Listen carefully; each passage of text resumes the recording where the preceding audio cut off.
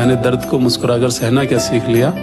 लोगों को लगता है कि मुझे तकलीफ नहीं होती, अरे बहुत होती है। कई सारे नियमों को भी चेंज किया गया, बदलाव किया गया, लेकिन शिक्षा विभाग में जो विज्ञापन के आधार पर भर्ती होना चाहिए वो कहीं भी भर्ती नहीं हुई है।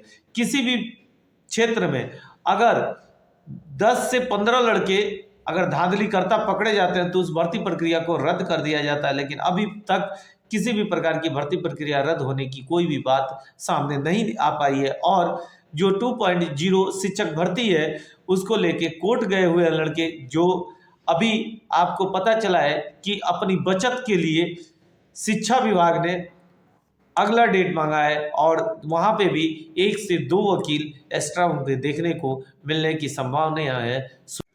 बिहार में क्या हुआ है, क्या होने वाला है, किसी को कुछ नहीं पता, लेकिन शिक्षा भर्ती में बहुत कुछ हो रहा है। बहुत सारी चीजें, घोटाले सामने भी खुल के आ रहे हैं। तो कहीं भी पीएससी 3.0 की मार्च में भर्ती रखने और 4.0 की अगस्त में भर्ती रखने की भी कई सारी सूचनाएं प्राप्त हो रही है। लेकिन बीपीएससी अगर अपनी पिछली भर्तियों को देखते हुए ध्यान धरेगी तो साफ स्पष्ट होगा कि जो पिछली भर्तियां भर्ती हुई उसमें जो स्टूडेंट थे ज़्यादातर बाहरी स्टूडेंट, ऐसे स्टूडेंट जिन्होंने किसी न किसी माध्यम से प्रवेश किया, घूस देके या किसी सोर्स सिफारिश के माध्यम से, और वो लगातार जांच के माध्यम से बाहर हो रहे हैं।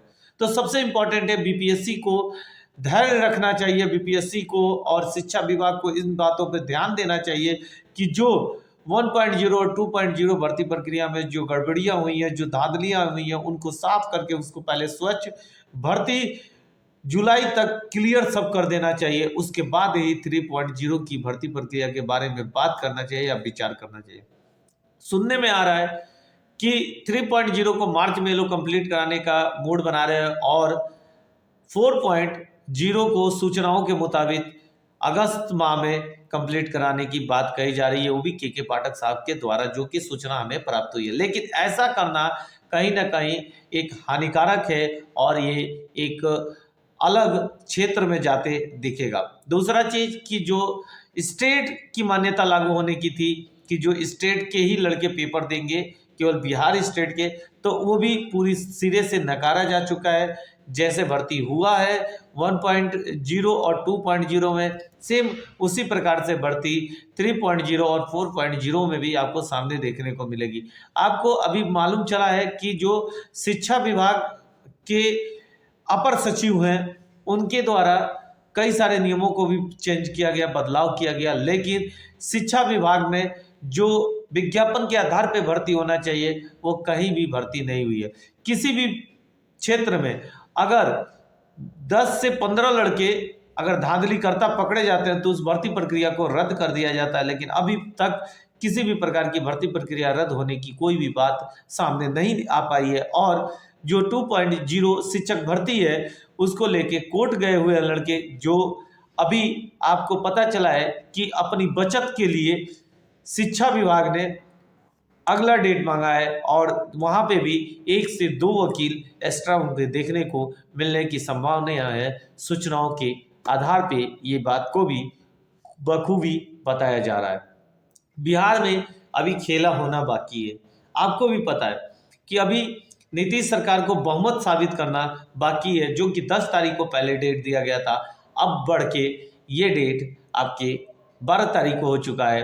तो अभी खेला होना बहुत बाकी है। सरकार उथल पुथल होगी और इन सरकार पे सभी शिक्षकों का नजर है कि आखिर कौन शिक्षकों के पक्ष में आएगा, कौन विपक्ष में जाएगा। क्या बिहार में शिक्षकों की आवाज को सुनी जाएगी? कब तक?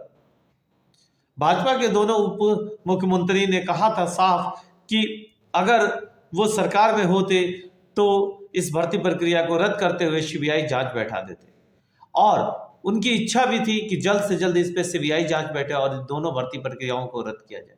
वाकई में धांधली तो हुई है और इसका ठीकरा सबसे पहले शिक्षा विभाग, शिक्षा अधिकारी, और सबसे इंपॉर्टेंट है कि अगर किसी को हटाने का प्रयास किया गया तो शिक्षा मंत्री को हटा के ये साबित कर दिया गया कि इस भर्ती प्रक्रिया में कहीं ना कहीं धांधली हुई है। लगातार हर एक जिले में शिक्षकों का पकड़ा जाना, फरार होना, 2 महीने से अधिक वेतन ले देने के बाद भी अगर अंगूठे के मैचिंग नहीं हुआ तो क्या माना जा सकता है कि शिक्षा विभाग में अनेकों ऐसे शिक्षक धांधली के तहत पहुंच चुके हैं जो कि बार बार जांच के बाद भी बच जा रहे हैं। अभी भी सही सिरे से अगर उनको एक निश्चित स्थान पर बुला के अगर उनकी जांच बैठाया जाए तो साफ स्पष्ट हो जाएगा कि इसमें बहुत अधिक ऐसे लड़के हैं जो बहुत बड़े धांधली करता शामिल हैं। क्यों खाएंगे भाई लाठी, युवा क्यों परेशान होंगे? अभी शिक्षा विभाग के युवा लाठी खा रहे, 5000 वैकेंसी निकाले उसके लिए युवा लाठी खा रहे। कब तक लाठी खाएंगे हम लोग, कब तक लड़ेंगे, कब तक संघर्ष करते रहेंगे? लेकिन इसका जोरदार तमाचा बबीता कुमारी के हाईकोर्ट द्वारा दिए गए रिजल्ट से है कि हाईकोर्ट ने साफ आदेश दिया है कि 25 दिन के भीतर इनको ज्वाइनिंग कराना है और ये सरकार की जिम्मेदारी है कि 25 दिन के अंदर इनको स्कूल आवंटित करे और वहां पे इनकी ज्वाइनिंग कराए। तो देखिए जल्द आपके भाषा वार्ता को भी लेके जीत होने वाली है। उसके अलावा उर्दू और बांग्ला वाले जो कोर्ट केस गए हैं उनका सबसे तगड़ा रिजल्ट आने वाला है। सबसे अधिक रिजल्ट और सबसे अधिक नजर जिसका बना हुआ है, सबसे अधिक हम लोग का उसी पे बना हुआ है कि उर्दू और बांग्ला के कारण ही भर्ती प्रक्रिया को कैंसिल किया जा सकता है। जो इस भर्ती प्रक्रिया में अनियमितता बरती गई है उसके कारण कैंसिल हो सकता है। जो मैंने सेना मंत्री से ना भाड़ों से किसी के बाप से नहीं डर, इज्जत से जीनेगा, किसी से डरने का नहीं, ना पुलिस से ना मैंने सेना मंत्री से ना भाड़ों से किसी के बाप से। भर्ती प्रक्रिया में टीचर फरार है उसके कारण भर्ती हो सकता है। जो टीचर पकड़े गए और अपना गवाही दे रहे हैं कि मैंने धोखाधड़ी से भर्ती प्रक्रिया में सम्मिलित हो गया। आप सोचिए एक टीचर ऐसा जो कि 2 महीने का तनख्वाह उठाता है, 2 महीने स्कूल आता है और अपना थंब इम्प्रेशन नहीं देता है, यानी स्कूल में जो थंब इम्प्रेशन लगा हुआ है उस पर नहीं देता है और उसको लगातार स्कूल में डेली पढ़ा रहा था और उसकी शिकायत नहीं हुई। लेकिन बाद में जांच प्रक्रिया होने के बाद वो पकड़ा गया है, भागलपुर का रहने वाला है। ऐसे टीचर जो साफ अपने बातों को बता चुके हैं कि उनके स्थान पे कोई अन्य व्यक्ति ने पेपर दिया है। तो क्या समझा जाए, अगर आपकी जांच एजेंसी सही होती, आपने सीसीटीवी कैमरे सही लगाए होते तो क्या ये धांधली इतनी बड़ी हुई होती? तीसरी जांच के बाद चौथी जांच में भी पकड़ी जा रही है। तो ये सारी चीजें हैं। तो मैं विश्वास रखता हूं कि वीडियो अधिक से अधिक शेयर करेंगे, सबको जगाएंगे। मैंने दर्द को मुस्कुराकर सहना क्या सीख लिया। लोगों को लगता है कि मुझे तकलीफ नहीं होती, अरे बहुत होती है। जिसको आज तक बताया है यकीन मानो सबने सताया है।